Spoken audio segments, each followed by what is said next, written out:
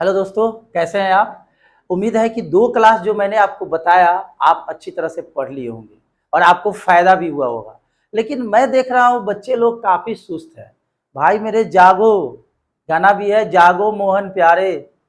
समझ में आ रही बात। आप जागिए, नींद से जागिए, टाइम कम है आपका। देखा जाए तो 4 महीना बीत गया। अप्रैल से सेशन स्टार्ट होता है। अप्रैल मई जून जुलाई, जुलाई खत्म होने को है। टाइम कम है। इसके बाद आपको हम इसी चैनल पे क्रैश कोर्स पे भी बात होगा। तो भाई क्रैश कोर्स कब समझ में आएगा? जब आप जनरल कोर्स समझ में आएगा तो, क्योंकि क्रैश कोर्स उसी बच्चा को समझ में आता है जिनका कंसेप्ट क्लियर होता है। और आपको भाई फ्री में कंसेप्ट मिल रहा है। आप एक बार क्लास तो देखिए पूरा, आपको नहीं मजा आएगा तो कहिएगा, बट इंटरेस्ट आपको लाना होगा। अब हम कहें कि मजा आएगा और आपको पढ़ने में इंटरेस्ट नहीं आए। सपोज आपको मिठाई खाने का मन हो और आपके सामने हम चावल परोस दे, मजा आएगा? जब आपको चावल खाने में इंटरेस्ट आएगा तो उस टाइम में मिठाई खाना पसंद नहीं आएगा। देखते हैं कि जब प्यास लगा हुआ रहता है तो उस समय कोई ठंडा देगा तो आप नहीं पीजिएगा, बट पानी दीजिएगा तो बड़ा खुश होगा। पहले क्या कहेगा, थोड़ा एक गिलास पानी दे दो मेरे भाई, तब ठंडा पिलाना। तो हर समय हर चीज का जरूरत होता है। ऐसा नहीं कि समय कुछ का है और कुछ काम कर रहे हैं। और अगर खेलने के टाइम में पढ़िए, अब मान लीजिए सोने के टाइम, मान लीजिए शाम में कोई बच्चा होता है कि खेलना भी जरूरी होता है 1 घंटा, उस टाइम में उसको पढ़ने को कहिएगा, मजा नहीं आएगा। रात में सपोज 11-12 बजे के बाद सोने का टाइम है, तो उस टाइम में आप पढ़िएगा, वो भी काम नहीं करेगा। बहुत सारे बच्चे पढ़ते हैं, कोई कोई बच्चे एग्जामिनेशन के समय, लेकिन आप हर दिन रात में पढ़िए, रात भर पढ़िए, दिन में नहीं पढ़िए, दिन में सोइए। ठीक है, सोना भी जरूरी है, रात में जगिएगा तो दिन में सोइएगा, बट एक टाइम बनाया हुआ है। उस टाइम के अनुसार अगर आप काम करते हैं तो आप में देखिए चेंज नहीं हुआ तो कहिएगा। अगर टाइम को बेटाइम में कीजिए, ब्रश करने के टाइम में क्या कीजिए, सोए रहिए, सोने के टाइम में ब्रश कीजिए, ये तो गलत चीज है। तो भाई मैं देख रहा हूँ किसी बच्चा मतलब कि उस तरह से एक्टिव नहीं हो रहा है। जिस तरह से मैं एक्टिव होकर पढ़ा रहा हूँ, आप लोगों में कोई एक्टिव दिख ही नहीं रहा है। सो प्लीज एक्टिव होइए, जागिए और वीडियो को शेयर कीजिए और आप भी देखिए। तो जैसा कि मैंने 2 वीडियो में क्या क्या पढ़ाया, सबसे पहले पढ़ाया फर्स्ट वीडियो में रियल नंबर के बारे में, वास्तविक संख्या के बारे में। और वास्तविक संख्या का हम पूरा डिटेल बता दिए थे फर्स्ट लेक्चर में। फर्स्ट लेक्चर में हम वास्तविक संख्या का सारा कंसेप्ट बता दिए थे। सेकेंड में हम लोग प्रीवियस प्रीवियस ईयर का क्वेश्चन पे बात किए थे, याद होगा मेरे भाई। प्रीवियस ईयर का कुछ क्वेश्चन पे, लगभग 15 क्वेश्चन पे हम लोग बात किए थे ऑब्जेक्टिव। और ऐसा नहीं कि ऑब्जेक्टिव क्वेश्चन था तो बस धाए धाए टिक मार दिए, पूरा कंसेप्ट के साथ, थ्योरी के साथ मैंने आपको आंसर बताया था, यानी 2 वीडियो में। आज का जो लेक्चर होगा, आज का भी लेक्चर काफी इंपॉर्टेंट होने को है। तो भाई इंपॉर्टेंट क्यों है आप समझ सकते हैं, आपके स्क्रीन पर दिख रहा होगा, अंकगणित का आधारभूत प्रमेय। ये क्या होता है आज इस पे बात करेंगे, कुछ मसल असा का बात करेंगे और कुछ हम लोग डेसिमल का बात करेंगे। फिर जब टाइम जैसा होगा देखेंगे, वीडियो लंबा नहीं हुआ तो कुछ क्वेश्चंस पे भी बात करेंगे। और जो भी क्वेश्चन इस चैनल पे बताया जाएगा प्रीवियस ईयर क्वेश्चन ही बताया जाएगा। तो आप समझ सकते हैं आपको बैठा बैठाए परोस दिया जा रहा है, सिर्फ उसको आपको प्रैक्टिस करना है।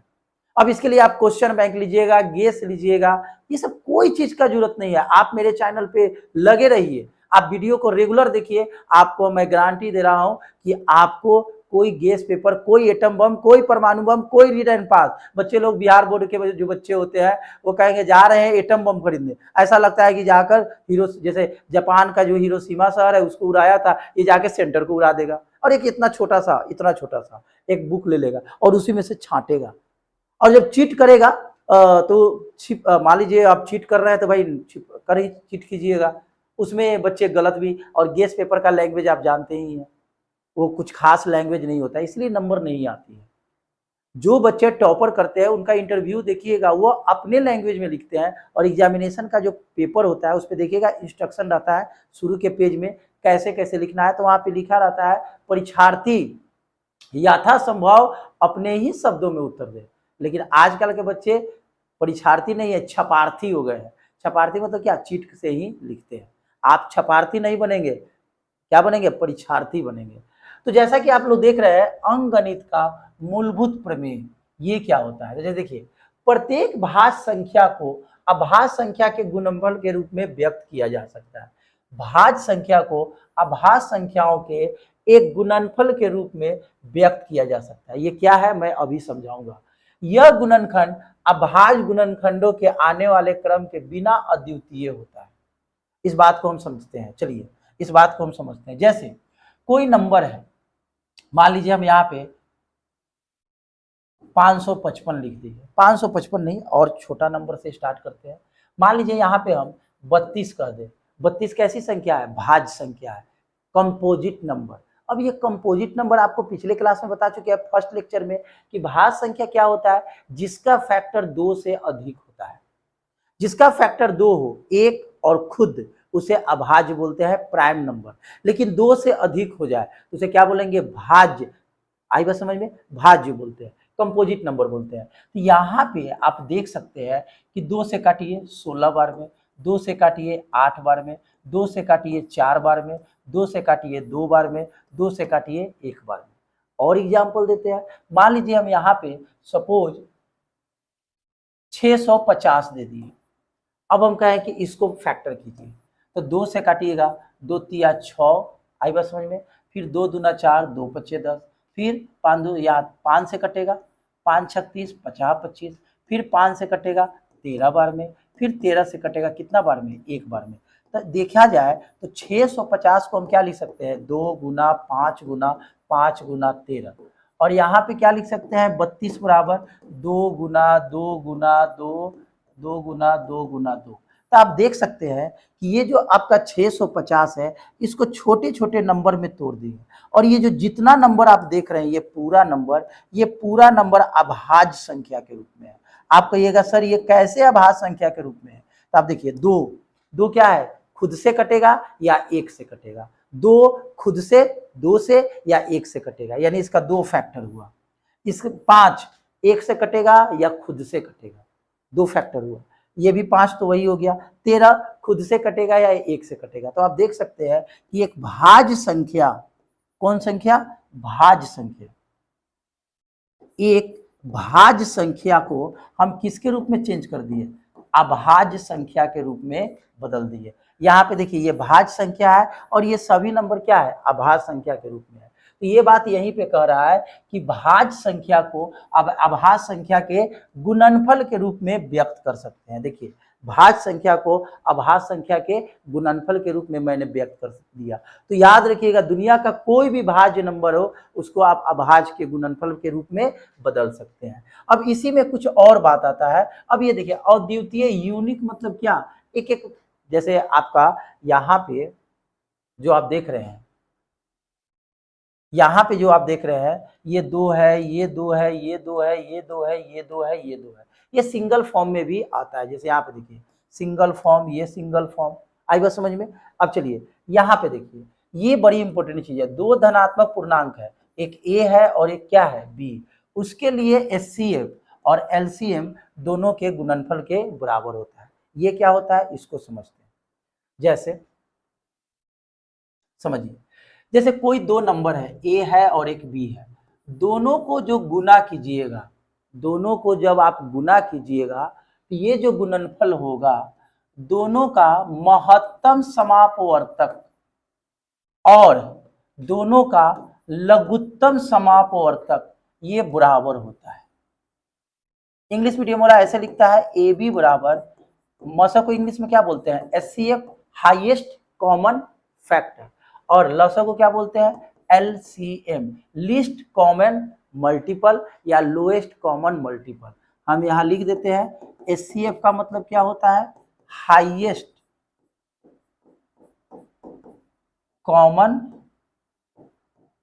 फैक्टर। और एलसीएम के मतलब क्या होता है? Least common multiple. आई बात समझ में? इसको क्या बोलते हैं? Least common multiple. तो इस बात को समझने के लिए आप थोड़ा सा ध्यान दीजिएगा कि वो थ्योरी में कहना क्या चाहता है। समझिए, ये तो आपका हो गया कंसेप्ट। जैसे मैं यहाँ पे लिख दूं, सपोज एक 32 लिख दूं और एक सपोज हम यहाँ पे 12 लिख दें, 32 लिख दें, या बहुत बड़ा नंबर हो गया, पहले छोटा नंबर से स्टार्ट करते हैं, ऐसे आपको समझने में इजी होगा। जैसे मैं यहाँ पे लिख दूं 4 और एक 6 लिख दूं। मान लीजिए ए बराबर 4 है और बी बराबर क्या है 6 है। इन दोनों को गुना कीजिए तो कितना आएगा, 4 गुना 6 बराबर कितना 24। अब इन दोनों का एचसीएफ निकालिए। तो भाई एचसीएफ कैसे निकलता है आप लोग पढ़े होंगे, मैं बताऊंगा भी। एचसीएफ दो तरीका से निकलता है, एक तो भाग विधि जो बचपन में पढ़े हैं, और एक होता है गुणनखंड विधि। गुणनखंड विधि से कैसे निकालते हैं समझिए, पहले समझ लेते हैं तब एचसीएफ। जैसे कभी भी, जैसे हमको किसका किसका एचसीएफ निकालना है 4 और 6 का, अगर हम कहें कि इसका एचसीएफ निकालें तो पहले इसका फैक्टर कीजिए। गुणनखंड 2 दूना 4, 2 एकम 2, और फिर 6 है, 6 को लिखिए 2 तिया 6 और 3 एकम 3। यानी जब इसको बनाना स्टार्ट कीजिएगा तो 4 को क्या लिख सकते हैं 2 गुना 2, और 6 को क्या लिख सकते हैं 2 गुना 3। अब हम कहें कि यहां से मेरे भाई एचसीएफ निकालो, तो पता है एचसीएफ कैसे निकलता है, एचसीएफ में जो कॉमन होता है यानी जो मिलता है वही आंसर होता है। जैसे यहाँ देखिए 2 मिल गया, ये 2 मिल गया, दोनों मिल गया तो एक बार लिखाएगा। अब कोई मिल रहा है नहीं मिल रहा है तो ये एचसीएफ हुआ। फिर इसका एलसीएम निकालिए। एलसीएम कैसे निकलता है, जो मिलता है पहले उसको लिख दीजिए, और जो बच गया, इसमें क्या बच गया 2 बच गया, और इसमें क्या बच गया 3 बच गया, गुना कीजिए 2 दूना 4, 4 तिया 12।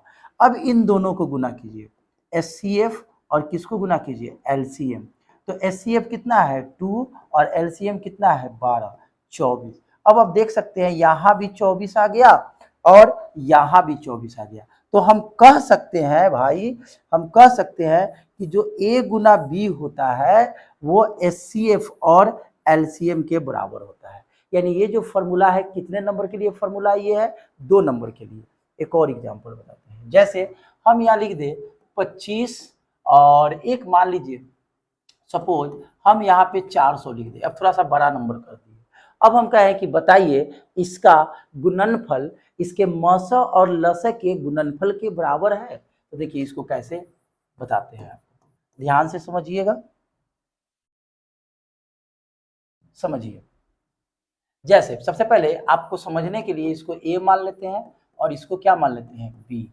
जरा इनको गुना कीजिए तो ए गुना बी, तो क्या होगा 25 गुना 400, तो कितना हो जाएगा 25 चौका 100 पे डबल जीरो, यानी दोनों का गुणनफल 10,000 आया। अब इन दोनों का एचसीएफ निकालने के लिए सबसे पहले 25 का फैक्टर कीजिएगा। 25 का जब फैक्टर कीजिएगा तो क्या आएगा 5 गुना 5। 400 का फैक्टर कीजिए, 400 का, चूंकि बड़ा नंबर है तो हम यहाँ पे आपको दिखा देते हैं कितना अर्ध कटेगा 200 बार में, फिर 2 से कितना बढ़ते हैं 100 बार में, फिर 2 से कितना बार में 50 बार में, फिर 2 से कितना बार में 25 बार में, 5 से 5 बार में, फिर 5 से कितना बार में 1 बार में, यानी 2 2 2 2 4 बार, और 5 कितना बार 2 बार। ये बात समझ में आया कि नहीं आया, चलिए आया ही होगा, कैसे नहीं आएगा। आप वीडियो पे लगे रहिए, मैं मैथ से आप डर जाइएगा, बिल्कुल मैं आपको डरने नहीं दूंगा ग्रांटेड, लेकिन एक शर्त रहेगा आपके साथ, मेरे साथ ये आप प्रॉमिस कीजिए कि वीडियो को रेगुलर देखिएगा और स्किप नहीं कीजिएगा, और हर एक क्लास को देखिए, इंटरेस्ट भी आएगा। और मैथ आपसे मतलब होता नहीं कि मैथ से आप भागते हैं, मैथ का क्वेश्चन आपसे भागने लगेगा। सारे क्वेश्चन सॉल्व होंगे आपके बोर्ड के एग्जाम में या आपकी किताब का, दुनिया का कोई भी बुक ले लीजिए, बट आपको थोड़ा सा पेशेंस रखना होगा और रेगुलर क्लास करना पड़ेगा। अब जरा देखिए यहाँ से एचसीएफ निकालिए, तो एचसीएफ कैसे निकलता है मेरे भाई, तो एचसीएफ निकालने का रूल क्या है जरा देखते हैं। एचसीएफ निकालने का रूल है कि जो मिलता है, तो जरा देखिए इसमें ये 5 है और इसमें ये 5 है, मिल गया तो यहाँ पे लिख दो। फिर यहाँ देखिए 5 है और यहाँ 5 है, लिख दो। इसका आंसर कितना आ गया 25। अब जरा एलसीएम निकाल लो मेरे भाई, क्या निकाल लो एलसीएम, एलसीएम निकाल लेते हैं। तो जब हम यहाँ से एलसीएम निकालेंगे तो एलसीएम कैसे निकलेगा, जो पहले मिल रहा है उसको लिख डालिए। चलिए लिख दिए। अब बच रहा है तो ऊपर पे तो कुछ नहीं बच रहा है, नीचे क्या बच रहा है 2 बच रहा है 4 बार, 4 बार हो गया। अब इसको गुना कीजिए, अब इसको गुना कीजिए तो 50 25, 25 दूना 50, 50 दूना 100, 100 दूना 200, 200 दूना 400। अब इन दोनों को गुना कीजिए, HCF गुना LCM। तो देखिए HCF कितना आया है 25 और LCM कितना आया है 400। गुना कीजिए 25 चौका 100 पे डबल जीरो। तो आप देख सकते हैं यहाँ भी 1000 मिल गया और यहाँ भी 10,000 मिल गया और यहाँ भी क्या मिल गया 10,000। तो हम लास्ट में कह सकते हैं कि A गुना B जो होते हैं वो HCF गुना LCM के बराबर होते हैं। यानी इसी को हम ऐसे लिखते हैं A गुना B। हाँ एक चीज और मेरे भाई, आप यहाँ पे बोल सकते हैं A क्या है पहला नंबर है और B क्या है दूसरा नंबर है। तो आप यहाँ पे लिख सकते हैं A गुना B, यहाँ पे क्या हो गया मस और यहाँ पे आप क्या बोलिएगा लस। इसी को और क्या बच्चा लोग याद रखेगा, पहली संख्या गुना दूसरी संख्या बराबर क्या लिखेगा मस गुना लस। अब बताइए ये जो आपका यहाँ पे कंसेप्ट दिया हुआ है जैसा कि आप लोग स्क्रीन में देख सकते हैं, ये बात समझ में आया कि नहीं। ये क्या लिखा है कि दो नंबर है उसका HCF और LCM, ये AB का HCF और AB का जो LCM होगा वो A गुना B के बराबर होगा। तो बताइए मेरे भाई ये बात आपको समझ में आया कि नहीं आया। अब यहां से मेरे भाई 4 फॉर्मूला निकलता है। जैसे ये तो मेन फॉर्मूला आपका हो गया, ये आपका मेन फॉर्मूला हो गया। इसमें 4 चीजें 1 2 3 4, इसमें से 3 चीज दिया रहेगा और एक चीज पूछेगा। जैसे मैं कहूं कि यहां से A निकालो, A का मतलब क्या होती है पहली संख्या। मैं कहूं कि A का वैल्यू निकालिए यानी पहली संख्या का वैल्यू निकालिए। तो पहली संख्या कैसे निकलेगा, तो ये गुना वाला भाग में आ जाएगा। आपको पता है ना कि प्लस बराबर के दूसरे तरफ जाता है तो माइनस होता है, माइनस बराबर के दूसरे तरफ जाता है तो प्लस होता है, गुना भाग होता है, भाग गुना होता है, स्क्वायर रूट होता है, रूट स्क्वायर होता है। तो अभी तो हम लोग रूट और स्क्वायर में नहीं गए हैं, सिंपल सी बात में गए हैं। तो यहां से अगर हम कहें कि A निकालिए तो ये देखिए गुना में है तो बराबर के दूसरे साइड जाएगा तो क्या हो जाएगा भाग में हो जाएगा। क्या हो जाएगा मेरे भाई ये भाग में। एक ये भी फॉर्मूला बन गया। अगर मैं B निकालने के लिए कहूं कि भाई दूसरी संख्या जरा निकाल के दिखाओ, तो दूसरी संख्या का फॉर्मूला क्या होगा, तो देखिए दूसरी संख्या निकालेंगे तो ये बचेगा, ये गुना वाला भाग हो जाएगा यानी HCF गुना LCM बटा में क्या ए मतलब पहली संख्या, बी मतलब दूसरी संख्या। उसी तरह से ये तो मेन फॉर्मूला हो गया, ये आपका क्या हो गया मेन फॉर्मूला हो गया। इसी से मैं यहाँ पे 1 नंबर फॉर्मूला निकाला और ये 2 नंबर, ये 2 फॉर्मूला क्या है, इसी को बच्चा लोग हिंदी मीडियम वाला ऐसे याद करेगा या ऐसे याद करेगा। आई बात समझ में। और यहाँ से ए पहली संख्या, यहाँ से बी दूसरी संख्या। अगर हम 3 नंबर में कहें, चलो ए और बी निकालना सीख लिए, HCF निकालिए। क्या निकालिए HCF, जिसको हम लोग मौसा बोलते हैं। मौसा जरा निकाल के बताइए। तीन लौसा यानी LCM इधर आ जाएगा यानी A गुना B भाग में हो जाएगा LCM। और अगर हम 4 नंबर में कहें कि भाई अब क्या करो 4 नंबर में LCM निकाल कर दिखाओ, जिसको हम लोग क्या बोलते हैं लौसा बोलते हैं। तो लौसा का फॉर्मूला, तब ये लौसा निकालेगा तो ये गुना वाला भाग में आ जाएगा A गुना B बाई क्या HCF। तो आप देख सकते हैं कि एक फॉर्मूला से, ये वाला फॉर्मूला से आप कितना फॉर्मूला निकाल सकते हैं 4 फॉर्मूला। क्या फॉर्मूला याद करना जरूरी है, आप मेन कंसेप्ट को याद रखिए, ये फॉर्मूला खुद ब खुद याद हो जाएगा। कंपटीशन नहीं, आपके बोर्ड एग्जाम में ऐसा डायरेक्ट क्वेश्चन पूछा जाता है। अगर आपके पास गेस पेपर होगा तो उठाकर देखिएगा, आपका कंसेप्ट मैंने आपको क्लियर कर दिया। तो उम्मीद है कि आप ये कंसेप्ट समझ गए होंगे कि ये कहना क्या चाह रहा है, ये कहना क्या चाह रहा है आप समझ गए होंगे। देखिए यहाँ पे लिखा भी है मस गुने लस बराबर क्या एक संख्या गुना कौन सी संख्या दूसरी संख्या। अब हम लोग आगे पढ़ते हैं। आगे है परिमेय संख्या का दशमलव प्रसार शांत और अशांत होता है, शांत एवं अशांत अनावर्ती होता है। चलिए इस बारे में भी हम लोग सीख ही लेते हैं कि आखिर ये क्या कह रहा है, समझिएगा। अब हम लोग बात करते हैं, उसके बाद ये लास्ट में एक बात आएगा उस पर भी हम लोग बात करेंगे। जैसे आपने ये फॉर्मूला समझ गया कि A इंटू बी जो होते हैं वो पहली संख्या और दूसरी संख्या के क्या होते हैं बराबर होते हैं। अब हमको पढ़ना है दशमलव के बारे में। किसके बारे में, दशमलव के बारे में। अब ये दशमलव क्या होता है ये समझते हैं। देखिए दशमलव जो होते हैं वो आता कहाँ से है, दशमलव का उत्पत्ति कहाँ से हुआ। दुनिया में कोई भी कुछ आया है तो उसका रीजन है, बिना रीजन के तो भाई यहाँ कुछ भी नहीं है। हम लोग झगड़ा भी किसी से हो जाता है तो उसके पीछे रीजन है, हर रीजन के बिना कुछ नहीं है। आपका अगर रीजन नहीं है, अगर आपका एग्जाम नहीं देना रहता तो आप पढ़ते नहीं पढ़ते। एक रीजन है पढ़ने का कि मुझे एग्जाम में बेहतर से बेहतर नंबर लाना है और दुनिया में कुछ करना है, अपना लाइफ को सेटल करना है।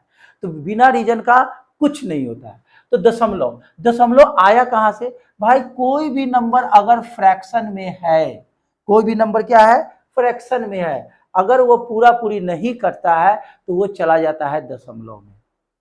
जो आदमी खचरा होता है तो उसको सही किया जाता है, उसको छोड़ा नहीं जाता है। तो कुछ ऐसे दशमलव है जो खचरा है, होता नहीं वो आराम से कटेगा नहीं, तो उसको दशमलव में ले जाकर काटते हैं। बचपन में पढ़े होंगे दशमलव का भाग। दशमलव का भाग कब होता है, जब कोई नंबर फ्रैक्शन में दिया हो और वो पूरा पूरी नहीं कटेगा तो हम लोग दशमलव में एंट्री मार देते हैं। जैसे हम यहाँ पे क्वेश्चन देते हैं 9/2, आप इसको जब काटिएगा तो 2 चौका 8, 1 नहीं कटेगा, दशमलव देंगे, 2 पचे 10। अब कटा कि नहीं कटा। तो आखिर ये डेसिमल में कन्वर्ट कब हुआ, जब कोई नंबर फ्रैक्शन में है और वो पूरा पूरी नहीं कटेगा तब। तो यही आज पढ़ना है। लेकिन दशमलव का भी कुछ प्रकार होता है, जैसे आपको वास्तविक संख्या का प्रकार बताए थे, उसके पूरे खानदान के बारे में बात किए थे। दशमलव का भी खानदान होता है, अब उस खानदान के बारे में बताएंगे और इतना बेहतर ढंग से बताएंगे कि आपके दिमाग में हम एंट्री करवा देंगे। और अगर आप ध्यान से देखिएगा, अब ऐसा नहीं कि वीडियो देख रहे हैं, किसी का मैसेज आ गया, चलो यार पहले मैसेज कर लेते हैं, कॉल रिसीव कर लेते हैं, तो कभी नहीं होगा। जो आए उसको बाद में, हाँ इंपॉर्टेंट कॉल है, इंपॉर्टेंट मैसेज है तो करेंगे। अब ऐसा नहीं, इंपॉर्टेंट का मतलब नहीं कौन सा इंपॉर्टेंट, अगर वैसे के फेर में रहिएगा आप कुछ नहीं कीजिएगा। आई बात समझ में। तो हम लोग यहाँ दशमलव का पूरा जानकारी लेने जा रहे हैं, ध्यान से समझिएगा, बड़ी इंपॉर्टेंट चीज है। चलिए, तो दशमलव हम लोग ये जान गए कि दशमलव कहाँ से आता है, फ्रैक्शन से आता है, जब पूरा पूरी नहीं कटेगा तब। अब ये दशमलव का भी कुछ प्रकार होता है मेरे भाई। दशमलव का 2 बेटा, जैसे याद होगा बताए होंगे वास्तविक संख्या का 2 बेटा था, तो दशमलव का भी 2 बेटा है। एक है शांत दशमलव, एक क्या है शांत दशमलव, और एक है मेरे भाई अशांत दशमलव, अशांत दशमलव। अब क्या है, शांत दशमलव को इंग्लिश मीडियम वाले बोलते हैं टर्मिनेटिंग डेसिमल, टर्मिनेटिंग डेसिमल, और अशांत वाले को बोलते हैं इंग्लिश मीडियम वाले नॉन टर्मिनेटिंग डेसिमल।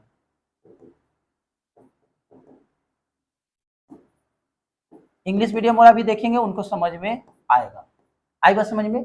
अब दशमलव का 2 प्रकार, एक शांत दशमलव और एक क्या होता है अशांत दशमलव।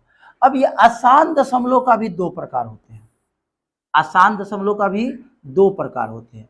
एक होता है अशांत आवर्ती दशमलव, अशांत आवर्ती दशमलव, और एक होता है इसका जो दूसरा पार्ट है, इसको बोलते हैं अशांत अनावर्ती दशमलव, अनावर्ती दशमलव। अब इंग्लिश मीडियम वाले क्या बोलेंगे, इसको बोलते हैं रिपीटिंग, रिपीटिंग या रेकरिंग, रेकरिंग डेसिमल। और इसको इंग्लिश वाले बोलते हैं नॉन रिपीटिंग,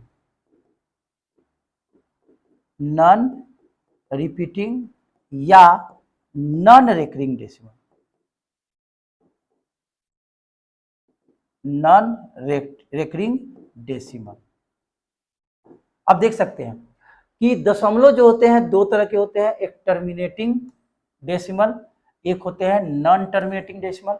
नॉन टर्मिनेटिंग 2 तरह के होते हैं, एक अशांत आवर्ती दशमलव जिसको इंग्लिश में रिपीटिंग या रेकरिंग डेसिमल बोलते हैं, और एक होता है अशांत अनावर्ती दशमलव जिसको हम लोग non repeating non recurring decimal बोलते हैं। अब ये क्या होता है इसके बारे में भी जानना है, तो देखिए थोड़ा सा हम आपको बताते हैं, फिर हम लोग नेक्स्ट वीडियो में इस पे बात करेंगे। जैसे बचपन में पढ़े होंगे 3.3, ये बचपन में पढ़े होंगे, इस पे कुछ नहीं है। ये कैसा दशमलव है? शांत दशमलव है। कैसा दशमलव? शांत दशमलव है। लेकिन अगर इसी को हम 3.3 पर इस पे माथा बांध दिए, ये कैसा दशमलव है मेरे भाई? शांत दशमलव है। शांत दशमलव। ये कैसा डेसिमल है? अशांत दशमलव। अशांत दशमलव। इसी को ऐसे लिखा जाता है 3.3333 डॉट डॉट डॉट, या जो बार बार आता है उसको 3.3 जो बार बार आता है उसके ऊपर माथा बांध देते हैं, यानी लगाम लगा देते हैं। जैसे और एग्जाम्पल समझिए, जैसे यहाँ लिख दे 5.252525। चलिए दूसरा नंबर मान लेते हैं, सोचिएगा कि 5 है, 232323 डॉट डॉट डॉट। बार बार कौन रिपीट हो रहा है? 232323। इसी को क्या लिखते हैं? 5.23 बार बार आ रहा है तो इस पे बार का साइन लगा देंगे, जिसको हम लोग रिकरिंग बोलते हैं। इसी को बोलते हैं अशांत दशमलव। तो अशांत में एक कैसा दशमलव है? क्योंकि अभी मैंने सिखाया अशांत दो तरीका, एक आवर्ती और एक अनावर्ती। जो रिपीट होता है उसी को बोला जाता है क्या मेरे भाई? देखिए बता रहे हैं,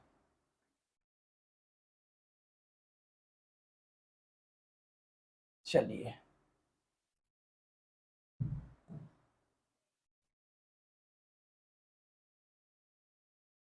इसी को बोला जाता है अशांत आवर्ती दशमलव। इसी को क्या बोला जाता है? अशांत आवर्ती दशमलव बोला जाता है। आज जो रिपीट नहीं हो, जैसे 3.03, 003, 0003, 4 टाइम्स 03, यहाँ पे देखिए ये कभी खत्म नहीं होगा, अनंत तक जा रहा है बट रिपीट नहीं हो रहा है। तो ऐसे डेसिमल को बोलते हैं अशांत अनावर्ती दशमलव। तो बताइए दशमलव को पहचानने का तरीका आया कि नहीं? और डिटेल में हम आपको बताएंगे, घबराना नहीं है। आज तो आपका आगे का इंट्रोडक्शन था। तो आज मैंने क्या क्या बताया? भाज्य संख्या को कैसे अभाज्य संख्या के रूप में बदलेंगे, अभाज्य गुणनखंड के रूप में बदलेंगे, फिर मसल इज इक्वल टू ए गुना बी, यानी पहली संख्या गुना दूसरी संख्या, और थोड़ा सा आपको झलकी दिए किसका? दशमलव के बारे में। तो देखिए दशमलव जो होते हैं दो तरह के होते हैं, शांत दशमलव और एक अशांत दशमलव। अशांत दशमलव दो तरह के होते हैं, एक अशांत आवर्ती दशमलव, अशांत अनावर्ती दशमलव। तो आप इस दशमलव में एक चीज हमेशा ध्यान में रखेंगे, ध्यान में क्या रखना है कि जो आप बचपन में पढ़े हैं, जैसे 3.3 लिख दी, ये शांत दशमलव है। जब इसी पर रेकरिंग लगा देंगे ये क्या बन जाएगा? आपका अशांत बन जाएगा। क्या बन जाएगा? अशांत बन जाएगा। तो जब आप यहाँ पे 3.3 लिखे, ये हो गया आपका शांत दशमलव। क्या हो गया? शांत दशमलव हो गया। और ये आपका हो गया अशांत दशमलव। अशांत दशमलव हो गया। और एक होता है कि इस तरह से रहेगा 3.0303 फिर 0003, इस तरह से डॉट डॉट डॉट, इसको बोलते हैं, ये भी अशांत है बट इसको बोलते हैं अशांत अनावर्ती दशमलव। अनावर्ती दशमलव। तो आपको अभी थोड़ा देर पहले बताए हैं कि ये शांत आवर्ती है, इसको बीच में आप एडजस्ट कर सकते हैं, यहाँ पे इसको लिख सकते हैं अशांत आवर्ती दशमलव। आवर्ती दशमलव, दशमलव, दशमलव। इंग्लिश मीडियम वाले इसको लिखते हैं टर्मिनेटिंग, टर्मिनेटिंग। और ये दोनों अशांत है, दोनों नॉन टर्मिनेटिंग है, लेकिन इसको नाम बोलेंगे अशांत नॉन टर्मिनेटिंग रिपीटिंग डेसिमल।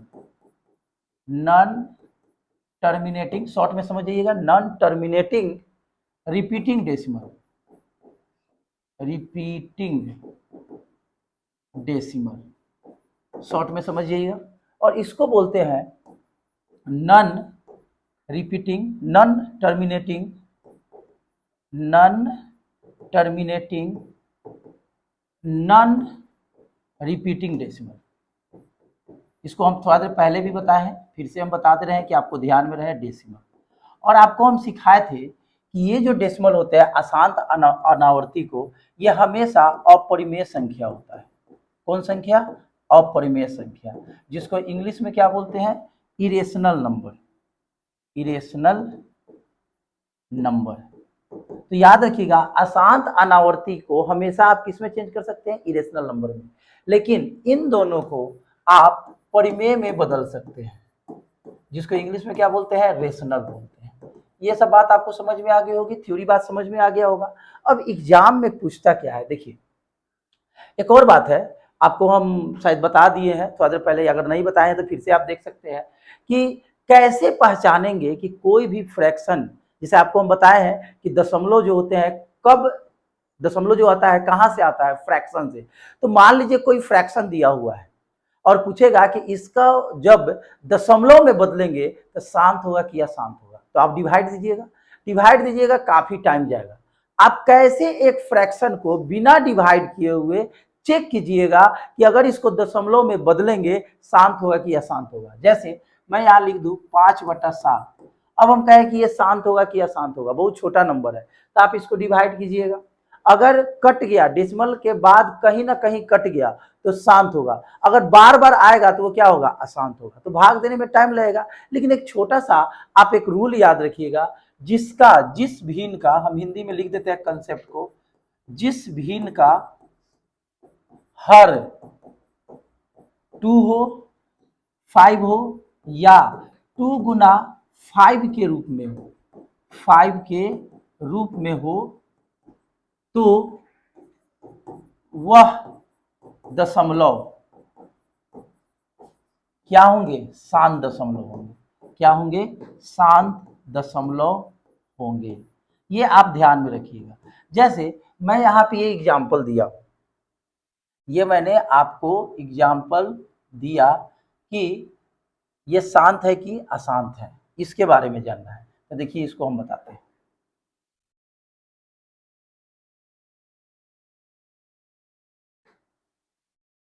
चलिए अब मैं पूछूं कि ये शांत है कि अशांत है, तो देखिए फॉर्मूला के अनुसार ऐसे, देखिए किताब में लिखा रहता है कि जिसका हर 2m हो और 5n हो, उसी को शांत कहते हैं। उसी को क्या कहते हैं? शांत। जिसका जिस भिन्न का जिस जो फ्रैक्शन में दिया रहता है, उसका अगर डिनोमिनेटर 2m और 5n हो, उसे शांत कहते हैं। आप ये m और n जो देख रहे हैं, ये एक्चुअली में पावर है। हम पावर को थोड़ा देर के लिए निगलेक्ट कर दिए कि आपको याद करने में आसान होगा। जैसे मैं एग्जांपल दूं, मैं बोलूं कि इसका दशमलव शांत होगा कि अशांत होगा, तो बटा में देखिए, बटा में 2 है नहीं है, 5 है नहीं है, 2 गुना 5 के रूप में है नहीं है, तो डायरेक्ट बोल देंगे कि यह अशांत दशमलव है। कौन दशमलव है? अशांत दशमलव है, शांत नहीं है। कैसा दशमलव है? अशांत दशमलव है। अब डिवाइड करेंगे, ये रिपीटिंग आएगा तो क्या बोल देंगे? अशांत आवर्ती दशमलव। लेकिन उसमें ये नहीं पूछता है आपके बोर्ड के एग्जाम में कि अशांत आवर्ती है कि अशांत अनावर्ती है, ये नहीं पूछता है, सिर्फ पूछता है कि शांत है कि अशांत है। तो अगर ये तीनों के फॉर्म में आ जाए, ये जो देख रहे हैं, ये आपका ये वाला टर्म, ये वाला टर्म और ये वाला टर्म, अगर ये तीनों रहेगा तो शांत होगा, नहीं तो अशांत होगा। जैसे मैं एग्जांपल दूं, 3/सपोज 650 दे दिए, अब बोले कि शांत है कि अशांत है, डिवाइड कीजिएगा तो टाइम लगेगा। तो कुछ नहीं करना है, नीचे वाले का गुणनखंड करेंगे। जैसे इसको 2 से काटिए, 2 तिया 6, 2 दूना 4, 2 पचे 10, 325। फिर आप यहाँ पे 5 से कटेगा, 5 छक 30, 50 25, फिर 5 से कटेगा 13, फिर यहाँ 13 से कटेगा 1 मतलब। यानी जब इसको हम चेंज करें तो देख रहे हैं कि 650 को क्या लिख सकते हैं? 2 1, 5 कितना बार आया है? 2 बार, और 13 आ गया। अब हम बोले कि ये शांत है कि अशांत है, तो अब ये मत समझिएगा कि सर ये तो 2 और 5 आ गया, हम इसको शांत बोलेंगे। इसके साथ कौन मिल गया? 13 मिल गया। ये शांत होगा कि अशांत होगा? अशांत होगा। आई बात समझ में? ये क्या होगा? आपका अशांत होगा। तो देखिए आप बिना भाग दिए हुए आप कितना जल्दी आप पता कर सकते हैं कि शांत है कि अशांत है। और एग्जाम्पल समझिए, जैसे मैं लिख दूं 7 मान लीजिए हम यहाँ पे 40 लिख दे, अब बोले कि ये शांत है कि अशांत? ये क्या है मेरे भाई? अशांत दशमलव। आपने पता कर लिया ये कैसा दशमलव है? अशांत दशमलव है। आई बात समझ में? लेकिन मान लीजिए 7/40 आ गया और पूछा जाए कि शांत है कि अशांत है, तो क्या करेंगे? डिवाइड नहीं करेंगे, फैक्टराइज करेंगे नीचे वाले का। 2 से कितना मरतबे? 20, फिर ये 10, फिर 2 से कितना मरतबे? 5, फिर 5 से कितना बढ़ते हैं 1, यानी हम यहाँ पे देख रहे हैं कि 7 और 40 को क्या लिख सकते हैं, 2 कितना बार है, 3 बार आया हुआ है, 2 कितना बार आया है, 3 बार। ये जो आप देख रहे हैं कि 2 कितना बार आया है, 3 बार आया है, यहाँ 2 का पावर 3 लिख देंगे और 5 कितना बार आया है, 1 बार आया है। तो देखिए 2 और 5 आ गया। अब कहिएगा सर ये तो 3 आ गया, तो 3 भाई पावर में है, पावर से हमको मतलब नहीं है। ये कैसा दशमलव है, आपका शांत दशमलव है। कैसा दशमलव है, शांत दशमलव है। तो उम्मीद है कि आप दशमलव का कंसेप्ट समझ गए होंगे। अब हम आपसे डायरेक्ट पूछे कि बताइए 3/4 पर पावर 4 नहीं देते हैं, 2 पर पावर 4 और गुने 5 पर पावर 3, ये दशमलव शांत होगा कि अशांत होगा, तो तुरंत क्या देखेंगे, 2 और 5 है, पावर से हमको कोई मतलब नहीं है। पावर तो यही ना बता रहा है कि 2 4 बार आया है और 5 कितना बार आया है, 3 बार आया है। 5 कितना बार आया है, आपका 3 बार आया है। तो ये शांत होगा कि अशांत होगा, जब भी ये होगा तो क्या होगा, शांत होगा। शांत क्यों होगा समझ सकते हैं, इसलिए शांत होगा क्योंकि नीचे क्या है, 2 और 5 है। तो दशमलव में और कुछ नहीं पढ़ना है, यही पढ़ना है। अब एक दशमलव में एक और छोटा सा बात पढ़ना है, वो भी हम लोग देख ही लेते हैं कि क्या पढ़ना है, चलिए वो भी बता देते हैं। जैसे क्वेश्चन में रहेगा 3/2, कहेगा कि इसको फ्रैक्शन में बदले। ये तो बचपन का चीज है, चौथा पांचवा क्लास में पढ़े होंगे, इसको फ्रैक्शन में कैसे बदलते हैं। तो पॉइंट को भूल जाते हैं, 32 अपना मन से 1, दशमलव के बाद 1 अंक है तो यहाँ पे क्या कर देंगे, 1 0 दे देंगे, कटेगा तो काट देंगे। 2 से 16 मरतबे, 2 से 5 मरतबे, ये बटा में चेंज हो गया। ये कैसा दशमलव था, शांत दशमलव था। तो आपने सीख लिया कि शांत दशमलव को फ्रैक्शन में कैसे बदलते हैं। उसी तरह से एक और एग्जांपल ले लेते हैं, जैसे लिख दे 0.357। हम कहें कि इसको, ये शांत है कि अशांत है, तो शांत है। अशांत पहचाने का क्या तरीका है, उस पर रेकरिंग का साइन रहेगा। तो हम कहें कि इसको जरा फ्रैक्शन में बदल कर दिखाइए, तो डेसिमल को भूल जाएंगे। डेसिमल को भूलेंगे तो क्या लिखा आएगा, 0357। 0 तो कोई भी नंबर के पहले लिखाता नहीं है, तो 357 अपना मन से 1, इसके डेसिमल के बाद कितना डिजिट है, 3, 3 अंक है तो 3 0, ये बटा में हो गया। तो आपने शांत दशमलव को बटा करना पहले से भी जानते हैं और अभी बता दिए। लेकिन 10 क्लास में इतना इजी क्वेश्चन नहीं पूछेगा, पूछेगा भी तो ऑब्जेक्टिव पूछेगा। क्वेश्चन आपका इस तरह से रहेगा, देखिए मेरे भाई, ये तो शांत दशमलव पे था, लेकिन शांत दशमलव पे क्वेश्चन पूछने का चांसेस कम रहता है अशांत दशमलव, कि अशांत दशमलव को आप किसी भिन्न में परिमेय संख्या के रूप में कैसे बदलते हैं। तो इसके लिए मैं आपको 2 कंसेप्ट बताऊंगा, एक शॉर्टकट तरीका और एक बताऊंगा थोड़ा लॉन्ग कट तरीका। क्योंकि एग्जाम में अगर ऑब्जेक्टिव पूछेगा तो शॉर्टकट डायरेक्ट क्वेश्चन देखिए आंसर मारिए, लेकिन वही अगर 3 नंबर में आ जाए, 2 नंबर में आ जाए, लॉन्ग में आ जाए, तो उसको एक्स मानकर बनाइएगा। जैसे मैं कहूँ कि 0.3 और इस पर रेकरिंग का साइन दे दे और कहे कि इसको जरा फ्रैक्शन में बदलिए, तो मेरे भाई इसको डायरेक्ट बनाने का तरीका बता रहे हैं। जो भी आपका डेसिमल और रेकरिंग दिख रहा है उसको भूल जाइए, 3 लिख दिए, 3 लिख दिए कि नहीं लिख दिए। उसके बाद जितना रेकरिंग दिख रहा है उतना 9 लगा दीजिए। एक रेकरिंग दिख रहा है, 1 9, अब इसको काट दीजिए, 1/3, ये इसका आंसर हुआ। ये शॉर्टकट तरीका हुआ। अभी लॉन्ग कट तरीका मैं आपको बताऊंगा। जैसे आगे क्वेश्चन दे दे 2.32 पे रेकरिंग, हम कहें कि इसको जरा बदलिए, फ्रैक्शन में बदलिएगा तो क्या होगा। तो पहले डेसिमल भूल जाइए, रेकरिंग भूल जाइए, तो 232। उसके बाद माइनस रेकरिंग छोड़कर जो बच रहा है उसको लिख दीजिए, तो 2 बच रहा है, 2 लिख दिया और नीचे क्या लिखिएगा। तो डेसिमल के बाद आप देख सकते हैं 2 अंक था और दोनों पे रेकरिंग है, तो 99 लगा दीजिए। आई बात समझ में, ये आंसर क्या आएगा, 230। 200 क्या होगा, 30 बटा कितना, 99 हो गया आंसर। तो ये आपका शॉर्टकट है। क्वेश्चन देखिए, आंसर मारिए और क्वेश्चन समझिए। जैसे लिख दे 329 267 और इस पे रेकरिंग दे दीजिए। अब कहें कि जरा इसको बनाकर दिखाइए कि ये कैसे होगा। तो देखिए इसको बनाने का तरीका, सबसे पहले आप डेसिमल को भूल जाइए, तो 329267 माइनस क्या दे दिए, हमने माइनस दे दिया। अब क्या कीजिए, जिस पे रेकरिंग लगा है उसको छोड़ दीजिए, छोड़ दिए, क्या बच गया, 3292, 3292 बच गया। उसके बाद देखिए डेसिमल के बाद कितने डिजिट पे रेकरिंग है, 2 डिजिट पे, तो 99। और डेसिमल के बाद रेकरिंग छोड़कर काय गो डिजिट बचा है, 1 डिजिट, तो 1 0 बिठा दीजिए।